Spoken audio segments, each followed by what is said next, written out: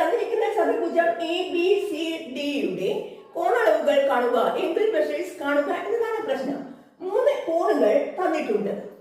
ഇത് ഉപയോഗിച്ചുകൊണ്ട് എങ്ങനെ കണ്ടെത്താം എന്ന് നോക്കാം.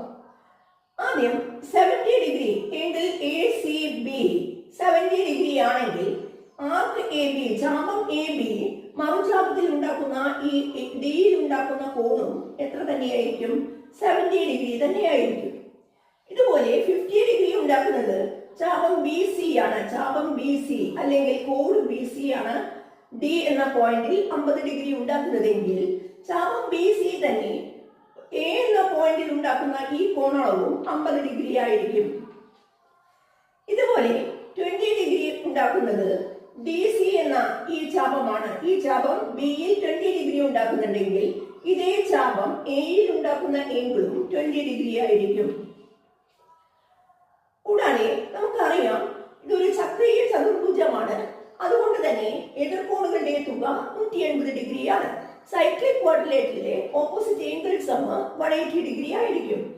20 plus 50 70, 70 plus 70 140.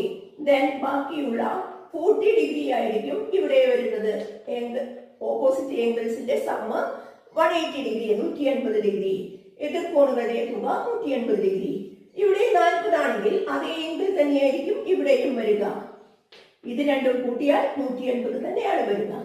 അതുകൊണ്ട് ഓരോ ഏങ്കിളും എയിലുള്ള angle D A B 50 plus 20 70 degree, ബിയിലുള്ള ഏങ്കിൾ 40 plus 20 60 ഡിഗ്രി, സിയിൽ 40 plus 70 110 ഡിഗ്രി, അതുപോലെ ഡിയിൽ 50 plus 70 120 degree. Second opposite angle sum 180 ആണോ എന്ന് ചെക്ക് ചെയ്യാം. 70 plus 110 180 ഡിഗ്രി, അതുപോലെ 60 plus 120 180 ഡിഗ്രി.